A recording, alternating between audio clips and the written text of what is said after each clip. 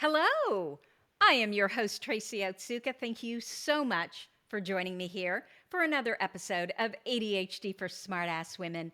You know that my purpose is always to show you who you are and then inspire you to be it. In the thousands of ADHD women that I've had the privilege of meeting, I've never met a one that wasn't truly brilliant at something. Not one. So, of course, I am just delighted to introduce you to Kate Anthony. Kate Anthony is a divorce coach, author, and host of the New York Times recommended Divorce Survival Guide podcast. She specializes in helping women, especially mothers, navigate the difficult decisions of whether to stay in or leave their marriages. As the creator of the Should I Stay or Should I Go coaching program, Kate combines relationship education, neuroscience, community support, and deep self-work to guide women through one of the biggest decisions of their life. She's also a certified domestic violence advocate, co-parenting specialist, and high conflict divorce coach, ensuring her clients have the tools they need to move forward safely and confidently. With over a decade of experience and a personal journey that makes her deeply empathetic, Kate has helped hundreds of women transition out of toxic relationships with clarity and strength. Welcome, Kate. Did I get all of that right? I'm going to have to edit down that bio. That is way too much. Oh, we totally edited it, Kate. But you've done a lot. So what are we going to do, right? That's right. That's right. Thank you. Well, thank you. Absolutely. It is a pleasure to have you here. So, what we always do around here is we talk about you and your ADHD first. So, can we get your diagnosis story? I've never actually been officially diagnosed, but when my son was diagnosed, who has actually a very severe, pretty severe diagnosis, at a certain point, I think this is obviously very common for women in middle age, right? Where we're, dealing with our children and then we go, huh. And I remember texting my ex-husband and I was like, I think maybe I might have this too. And he was like, you think?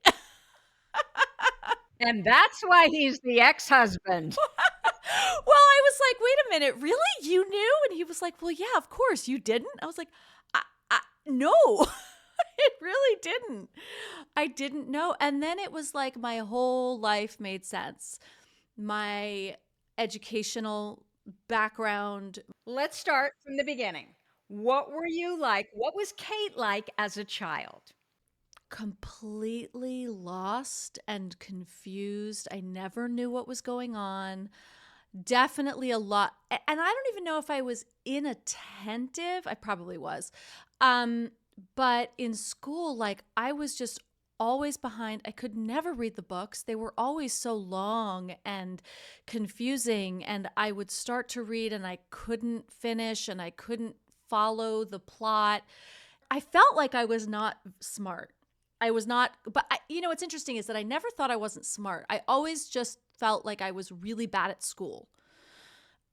And then I would have certain classes and teachers that were able to like really get me.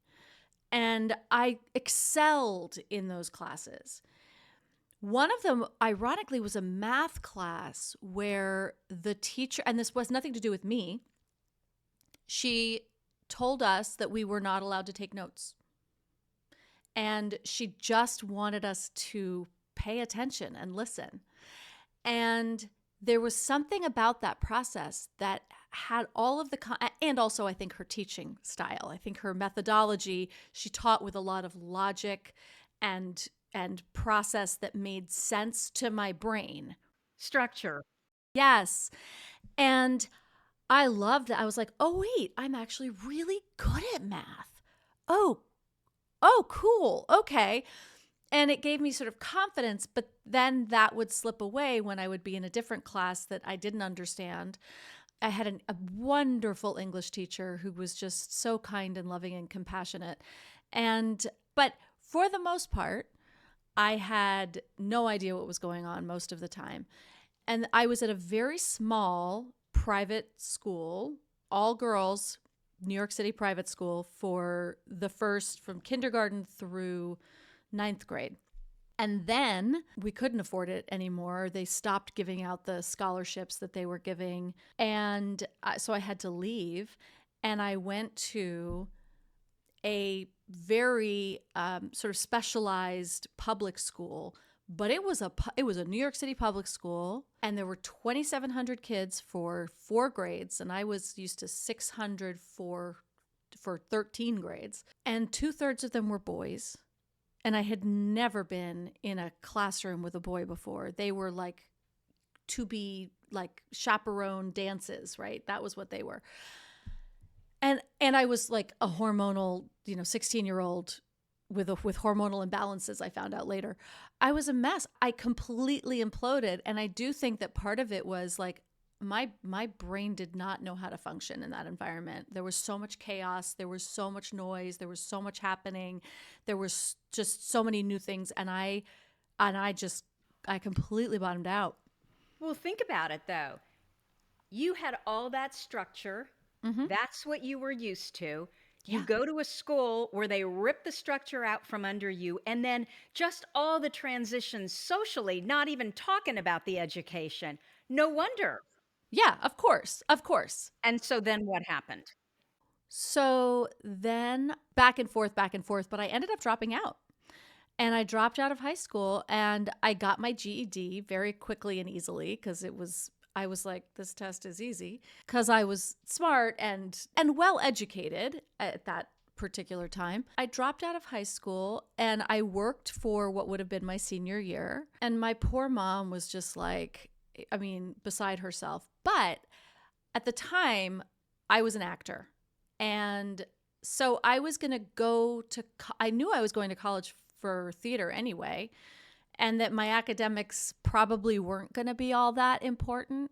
So I stayed on track and I went to acting school, and I thrived in this experiential learning environment of acting school, which is, my core curriculum was movement, voice, speech, acting, and theater history. And I managed to make it through theater history, mainly because my mom taught theater history. So I knew I was sort of Osmosis. yeah, like I grew up around it, so I was okay. This experiential learning thing really worked for me. And then I had a very successful acting career for a number of years. And then when I got divorced and I transitioned out of it, which is another story, I was trying to figure out what I was going to do. And everyone was like, you should be a therapist. And I was like, I will never make it through a master's program for like not a chance with that much studying, big textbooks. There's no way. And then someone suggested coaching and I was like, oh, okay. And I went to the first weekend and again, it was the experiential learning. It was the doing. And I completely excelled at that. So I think my journey had like academics kind of not working for me, but anything that, first of all, I'm super interested in and anything that I can embody while I'm doing it totally works for me. Yeah. So a lot of that does sound like ADHD. Uh-huh. Yeah. Yeah. You mentioned that once your son was diagnosed and you're looking at all, the tests and, everything that he's going through, you're thinking, oh my gosh, this is me. Mm-hmm. And then you said that everything changed after that. Everything made sense, right? I didn't understand. I was like, oh, that's why I always felt stupid in school. Oh, that's why I couldn't read the books. Oh, that's why textbooks gave me such anxiety. Oh, that's why, like, exams, whatever, right? That's why I was, quote, academically challenged. That's why I was never living up to my potential. That's why my output never matched my, what I was capable of. All of those things. It was like, oh, I see. Back in the 70s, nobody was talking about that. Exactly. What did knowing all of this do for you? I think it gave me so much more self-compassion to begin with. I forgave myself for all the stuff that I was making myself so wrong for so long. And it allowed me I think, a clearer path forward. It gave me the clarity of hindsight to go, yeah, like that's why you felt like this all your life. And you can now release that and not feel like a fraud or an imposter or a loser.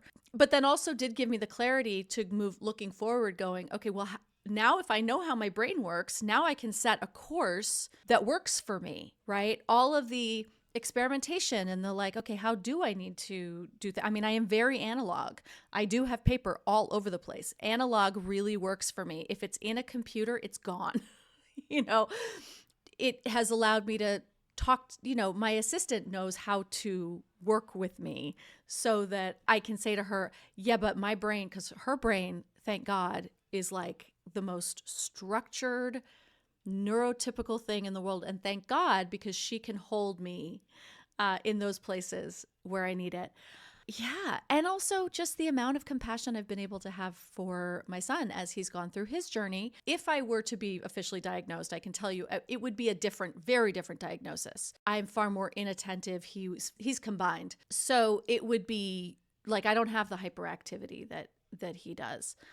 Did you ever have it? Or do you think you were pretty much inattentive, even as a child? Were you the daydreamy kid? It's kind of sounded like it. I was the daydreamy kid. And yes, I was definitely the daydreamy kid. It's funny. I think I have some form of hyperactivity that's not like, it's not big, but I have to always be fiddle. I pick my cuticles. I have to always be, something has to be happening in my hands.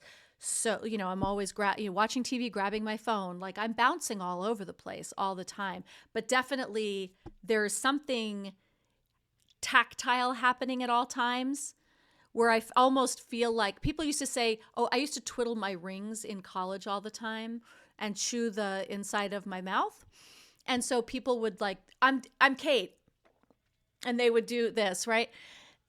They would imitate me by biting the inside of their cheeks and twiddling their rings. They used to say, well, obviously you have anxiety because you're always doing this kind of thing. And I was like, I don't feel anxious.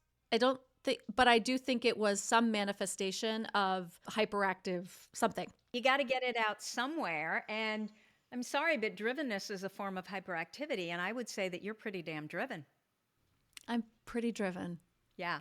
I am, yes. And what's interesting is that that this has allowed me to, just because I used to think, well, if I didn't go to school to become a therapist, then I'm not very driven. My learning differences, the different ways in which learning works for me, meant that I wasn't driven. And I've come to learn that that is completely false. Absolutely. Okay, so let's talk about your work. It is so focused on helping women navigate divorce. So I'm curious, how did you end up in this space? Mm-hmm. Well, like most of us, I went through my own divorce. I had a very, very, at the time I called it a very volatile marriage, but I learned later as I was learning about this kind of stuff, I learned that it was actually a very emotionally abusive relationship. And I went through my divorce, and we had a great divorce. We had a great divorce. Everyone was like, how did you do that? Because we were not subtle about how awful our marriage was. We would fight in front of people, the energy, the tension, like it was so bad. So people were like, my God, if you guys can do this so well, what did you do? How did you do it? And so I decided that I wanted to help people do that. That was the first, you know how it is when we get into business, like it starts one place and it completely changes over time. And so that was the first iteration. And then the more I learned, so I went to school to become a coach, not a therapist. And then I went back to school to do relationship systems coaching, to learn more about this interpersonal work. And then the more work I did with people, the more I realized that there is a huge problem in our society around emotional abuse, narcissistic abuse, and that almost all the women that were coming to me were describing these relationships that were so awful.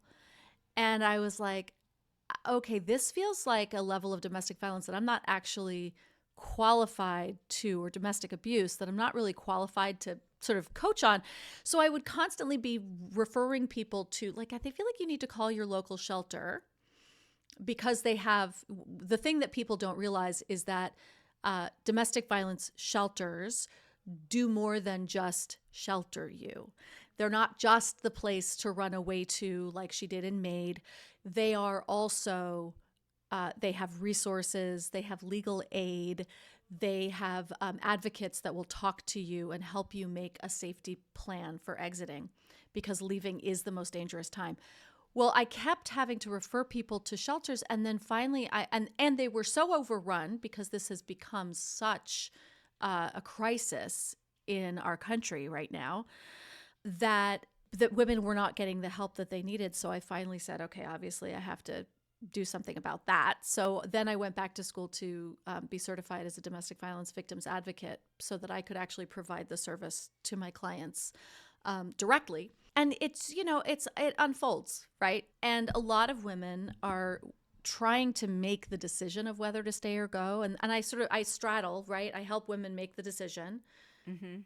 Nobody who's in a really healthy marriage is struggling with the decision. Most people in healthy marriages don't wake up in the middle of the night wondering whether they should stay in or leave their marriages, right? So when they're struggling with this, they often struggle for like an average of 5 years. Part of this is the cycle, right? Because things get better and then they get bad again, and then they get better. And there are all sorts of other considerations, finances, children, all of it. And then I help women when they made the decision to actually make the plan to get out, and I coach them through all the legal stuff, all of it. So, it's been a journey. It started out with my own organic divorce, and then, my amazing divorce then took some deep tumbles down, because as I started to realize, wait a minute, these dynamics are continuing to present themselves in the divorce as they did in the marriage, maybe not as often, but I was still hitting up against the same behavior patterns. Was that because you didn't even realize the behavior was abusive? I realized it was abusive, but I did, once I finally got out and I started, because this was also 15 years ago. There was no Instagram, there were no podcasts. There was no conversation happening about this at that time.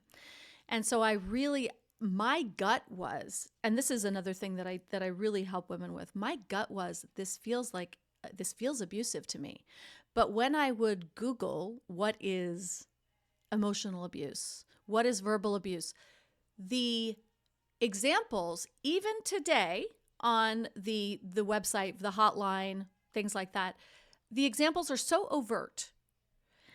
Like, he tells you you're worthless. He tells you that you'd be nothing without him. First of all, my ex is way too smart for that. Right? He's not going to say those things out loud like that. No. But the covertness is so insidious, and frankly, I think worse, because it's so much more confusing. Yes. So as I went through and as I started learning, because then I decided to gaslight myself, and I was like, well, obviously that's not what it was. It's not abuse, because that's not what it says on the website. And then I started to realize that that's not true. And I had to take a big step back, because while the dynamics were not occurring daily as they were in the marriage, every couple of weeks they would flare up. The truth is that my relationship with my ex-husband has like peaks and valleys, because there are some things that we do so great together, and we get along great, and we have a blast together, and we can be really good friends, and we can have Christmas together, and everything's fine. Like, again, it's 15 years. He's already remarried and divorced again, shockingly. Does he hear you saying these things? I don't know how you can have a good relationship. He doesn't listen, but he knows. But, well, also partly because he's taken responsibility. He's taken responsibility for a lot of it. And that's the only other reason we can actually have a relationship, is the level of responsibility that he has taken for how he treated me. But I will say that we had another flare up last week, and we were at lunch, and I got up and I left, and I was like, nope, not doing this. And we haven't really spoken since. We will eventually, whatever. These behavior patterns persist in one way or another. Now, if they were more frequent, I would not. There'd be absolutely no way. We share a child and we have to communicate.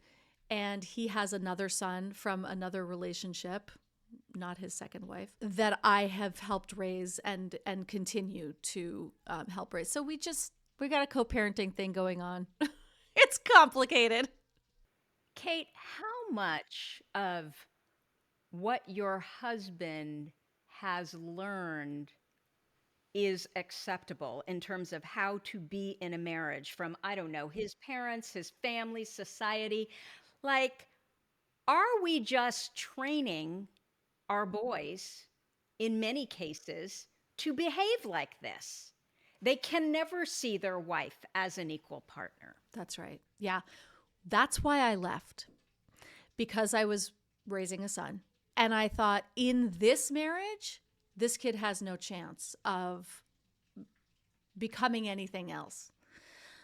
And I knew that it was a very sudden realization, because at the time, the popular wisdom was stay for the kids at all costs. And I suddenly had this realization that I had to leave for him. There was a mapping, there was a pattern, there was a relationship blueprint that I was giving him if I stayed.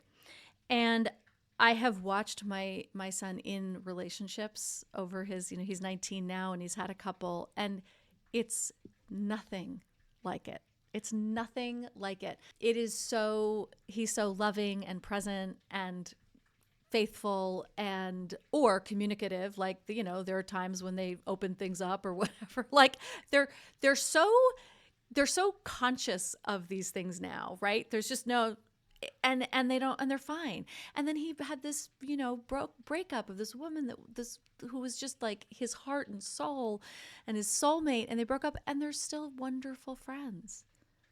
And like, he's 19. I don't know about you, but when I was 19, that is not how we did things. Right? Like, forget it.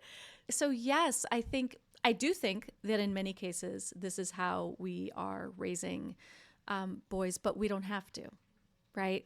We absolutely don't have to. I think for many of us, the relationship blueprints that we were given, we didn't have a chance. Same for me. My parents were separated when I was 11 months old. There was nothing healthy about any of the relationships that I watched either of my parents go through. There was so much dysfunction, but I'm a grown up, and at a certain point, I got really good therapists, and I went to work to change my mapping and break the cycle for my kid. And that's, as far as I'm concerned, that's your job as a parent, right? There is no excuse anymore. There's so much information out there. There is so much access. Not always accessible, right? Therapy is very expensive. Most good therapists don't take insurance. So it is hard in some cases, but there's also a lot of free information out there. There are 12-step programs. There's all sorts of stuff that we can access, like our podcasts and our groups and whatever else. So I feel like that's our job now, And by the way, some people actually, there is a limit to how much some people can change. Well, I mean, if they don't want to change, if they don't see a need to change, why would they change? Yeah. So I'm curious, how much do you think ADHD contributed to the breakup of your marriage? Both, I mean, I can see a lot of good things, right? That, I'm challenging the status quo here. This is not how it's going to be. I'm out. Versus, just staying, oh, it'll get better. And, it never does. Yeah, I mean, I think that, well, first of all, also my ex-husband he's way more like combined type. Like my son is far more, I think his diagnosis is closer to my ex's. My ex also, he's a sex and love addict. And I wonder often if his ADHD, he talks about it now because he's in recovery, the dopamine of the newness and the excitement and all of that stuff, and of the covertness and the secrecy, all of that stuff that was so heightened by his ADHD. And so that was a huge destructive force in our marriage, for sure. And also, I do think I have always been a bit of a rule breaker. Like, I didn't take the prescribed path because I couldn't. And so I do think the sort of pushing outside the box and outside the norms and like, yeah, everyone says I should stay for my kid, but like, I'm sorry, that doesn't make any sense to me. That actually doesn't, and I do think as an ADHDer, right, we are smart ass women. There is an intuitiveness to us. There is I see the path, it doesn't work, but I intuitively can see another path. And I have often, forged it for myself, swimming upstream and against all odds. But I have been able to do that. And I think that intuitiveness and that it is that sort of vision that we have, or we can have, that does have us forge different paths. And so, yeah, I think if I look at it from that lens, absolutely. So you just were talking about, dopamine seeking behavior, which we can often engage in. So, how can an ADHD woman tell the difference between being unhappy in her marriage and being bored? Because, we Mm-hmm. crave novelty, we're looking for dopamine. That's a really great question. And I think it's probably different for everybody, right? I mean, I think one of the things is like, does this present in other aspects of your life, right? So is it the relationship that's making you bored, or is it life? Am I bored? So when I work with clients, the first thing that I do, we put aside the relationship and we talk about you. We've got to do the self-work first. And so, a lot of women will say, but I don't have any self-esteem. Right. And to me, self-esteem is built by self-knowledge. It is built on the back of self-knowledge. So we're going to do some digging and figure out who you are. And, is that part of who you are? Is a diagnosis, necessary, or in my case, like a self-diagnosis? Is this necessary to be able to understand whether the conundrum is it him or is it me? Is it him or is it me? Is it right? And so, okay, let's figure out you first, because we can look at him all day. Doesn't matter, right? So, okay, let's deal with our stuff. And if that is part of it, if you've got dopamine seeking behaviors in other areas of your life, okay, maybe that's something that you should address. Yeah, I mean, I see it a lot. I also see it in the flip side where women are married and this, inequality, this imbalance of domestic labor, and where a man will say, I have ADHD, I can't help it. Right. And they'll use a diagnosis as an excuse for poor marital behavior. Whereas we're like over functioning with our ADHD, right? We're doing all of it. We have figured it out. This is not, I have ADHD, so I'm absolutely incapable of any domestic labor. Excuse you? We're always trying. Right. Nice try, right? Nice try, bucko, but no. So I see it coming in on both sides, for sure. I think what you more than alluded to as well, in terms of like looking at the woman personally, what I have seen is, especially for ADHD women, if they are not living to their potential, Yeah. if they are living beneath what they know they're capable of, Mm-hmm. and maybe Mm-hmm. they're in a marriage where the partner is doing the same thing, Yeah. it's no wonder you're going to be anxious, depressed, and bored. That's right. But what you said is just head on. You've got to work on yourself first, because That's once right. you work on yourself and you understand who you are and what you need and what you're meant to do with your life, then you can look at your partner and say, oh yeah, well, this is not going to cut it.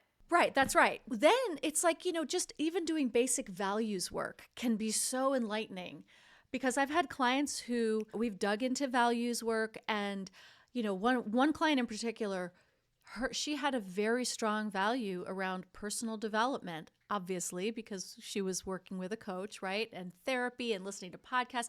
And her husband's response was, well, you knew who I was when you married me 20 years ago. I haven't changed in 20 years. Oh my God, run! Right? Well, like, take the judgment out of it. That's just a mismatch in values, Yes. right? I mean, that is not a way to be in a marriage, by the way. Especially if you're ADHD and a lifelong learner, which most of us are. Right. This is just a values mix match, right? This is not going to work. So like what doing the self-work, suddenly know who you are Mhm. in yourself and in your life and in this stage of your life. You can look at the other person and go, "Oh, that's why it doesn't work." Yeah. They're not a jerk. Exactly, I love that. Right. Mhm. And maybe he is, but also, oh, it just doesn't work. And we can take the judgment out of it. We can take the fighting out of it. We can take the begging them to be something out of it. It's like, this just doesn't match. Let's set each other free to find people who do. Absolutely, because he's probably miserable too, you know? Yes, that's right. Be more, do more, don't you care? Right, right. And they feel browbeaten and right and not good enough and right. He's not happy either. I think that more men are willing to stay in mediocre marriages because they get so much more out of them than women do. Why would they leave? Everything's kind of working for them. They feel that they require less of the intimacy, the emotional intimacy, the closeness to them. A man will be like, well, if you want more intimacy, we should have more sex. And women are like, you will have more sex when I feel more intimate, when we have emotional intimacy. They did a scientific study a couple of years ago that showed that men who do more domestic labor have more sex. Mhm. Dudes get like, it's very simple. Yeah. Yeah. So, ADHDers, we obviously struggle with executive functions, the planning, the organizing, the making decisions. Divorce is basically one giant executive function nightmare. What advice do you have for ADHD women who feel completely overwhelmed by the process? Well, hire a coach because that's my job, right? I mean, really, it's such a great point, right? Because it is an executive function nightmare. I have led, hundreds of women through this at this point, if not, I don't know, over 1,000 at this point, who knows? I know you don't know. This is a brand new thing. You're opening a whole process you've never gone through before.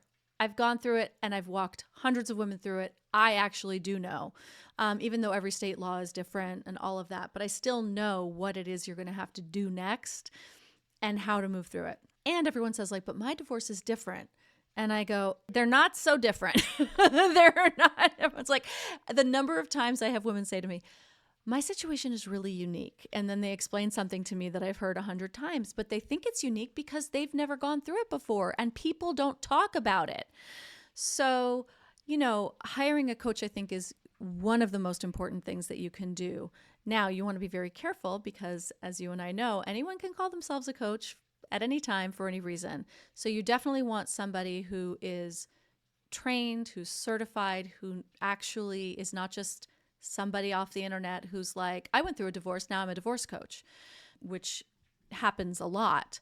So you want to make sure you're working with somebody who really does know what they're doing. And because there's no regulation in our industry and there's no licensure, it's really hard to know that. So you got to do some research. But I think that is one of the main things. I think also, know what works for you. If a physical binder works for you to organize all of this paperwork, then, let's do that. If if you're more of a digital person, then let's like create the folders so that you know where you're putting things. Create a separate email address just for your divorce related stuff, not just because then it'll all be in one place, but also because there's documentation that you can track in that way. And you're not getting hit with things. If you have a separate email address, you can then light a candle, sit down, open your email when you're ready, not just getting hit with the notifications all day long. So there's a lot that you can control. I think knowing how your particular brain works and what works for your brain, because we're all so different. And then also, we've got the ADHD thing where it's like, oh, well, I'm going to do this system. And then, 5 minutes later, we're bored with it. So, right. But also knowing that about yourself will help. And, documentation strategies, because it can, especially if you're dealing with any form of abuse or, neglectful parenting, you really need to have a clear documentation system, which I help my clients create, again, based on what works for them. I have lots of suggestions around that. But I think you're right that it can be so overwhelming. Keep protecting your heart, and self-care is get a box, keep everything that's divorce related in this box, and put it away. Do not have it out on your kitchen counters. First of all, your kids don't need to be seeing it, but just don't have it out and about. And so it's always in your face. Put it away. Then again, light a candle, get yourself centered and grounded, pull it out and intentionally focus on it. And then put it away, out of sight, out of mind for us ADHDers. And that works really well when you don't want to be just like fully assaulted all the time. I can really see how important a coach would be in this situation, because there's some things, and hopefully this is true for most people, you're going to do this divorce thing one time. And so why learn it up, down, sideways? Why not just get someone in who's done hundreds of them, who can literally coach you through, okay, this is what could happen. This is what your options are, Mm-hmm. Mm-hmm. versus going on the internet and trying, I can't even imagine. And what I know, having coached a very good friend of mine through domestic violence and divorce, is your attorney, there's really not a whole lot that they do. No, there's not. They're not going to hold your hand through this in any way, shape, or form.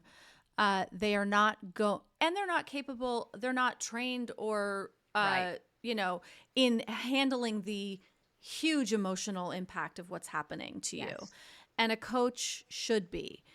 And you are going through the biggest emotional and legal upheaval of your life, and you're very heightened emotionally. So your executive function is shutting down even more than it, Right. you're more impaired than usual.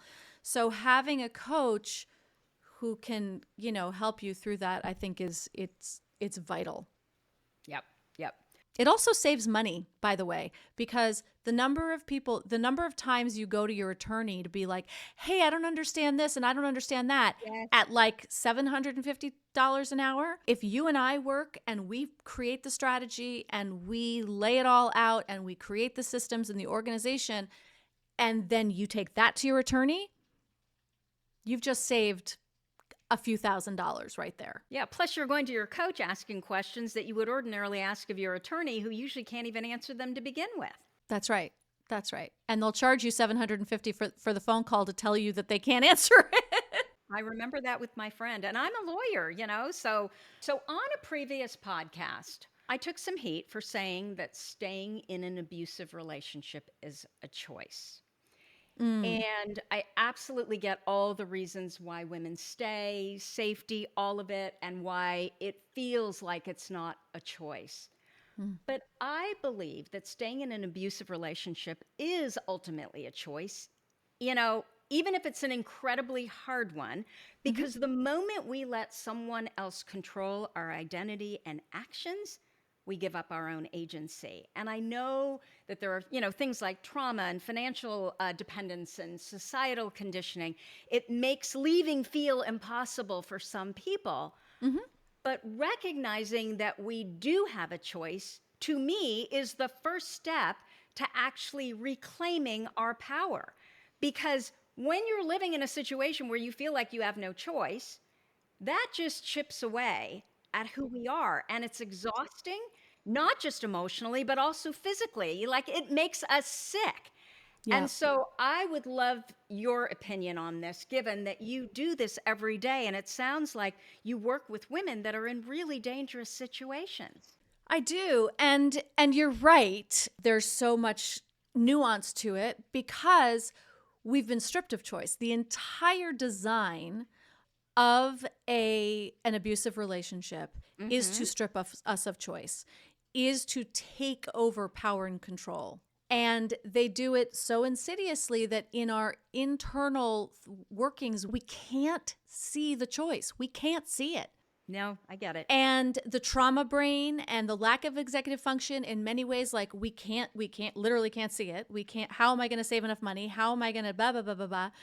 Yeah, you're frozen, or we're in fight mode, and then we're like, but I'm the abuser too, because your reaction, they call it, quote, reactive abuse. There's no such thing as reactive abuse. It's self-defense. Really? Yes.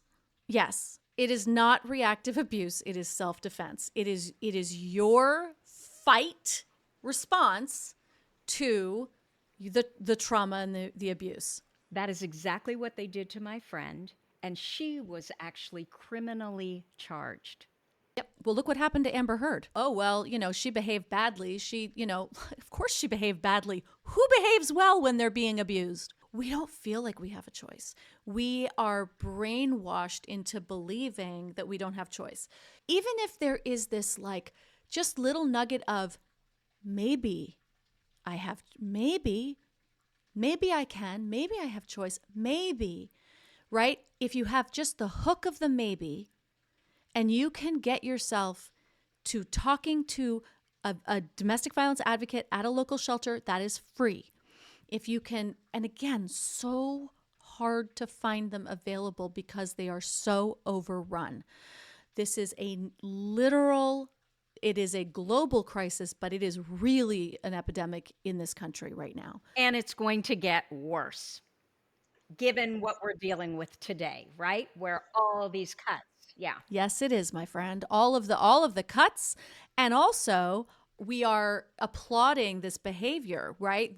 Our entire culture is now shifting around, congratulating and rewarding this horrific behavior. And, we've got states that are trying to eliminate no-fault divorce now.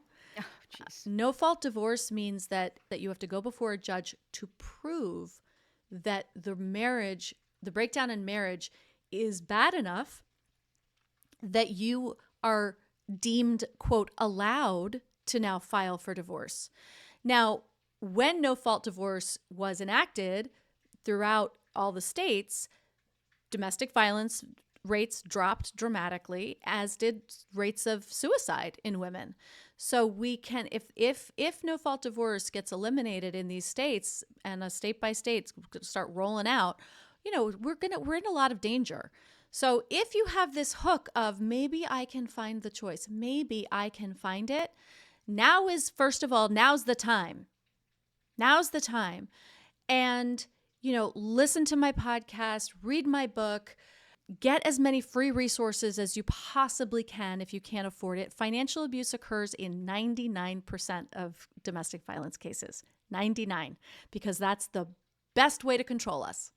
That was my friend. And you don't have to be stuck forever. You don't have to. There are choices. And it can be dangerous to leave, so you have to do it safely.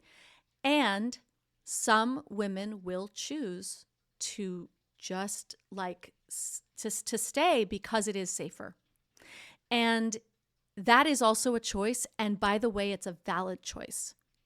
If it is truly safer for you to stay, I don't advocate for it. I think we can most often find ways to get you to safety. It is a valid choice. Where do people find you if they want to know more about you and what it is that you do? Thank you so much, Tracy. Everything that I do is on my website, which is kateanthony.com, spelled exactly as it sounds. And my podcast is on all platforms, the Divorce Survival Guide podcast. And my book, The D Word, Making the Ultimate Decision About Your Marriage, is as for sale wherever you get books. And yeah, that's really it. Everything's on my website. Wonderful. Kate, thank you so much for what you do, but also for spending time with us here today. This was a fascinating conversation. This was so great, Tracy. Thank you so much for having me. Absolutely. So if you like this episode with Kate, please let us know by leaving a review. Our goal is to change the conversation around ADHD, helping as many women as we possibly can learn how their ADHD brains work so that they too may discover their amazing strengths. Thank you so much for listening, and I'll see you here next week.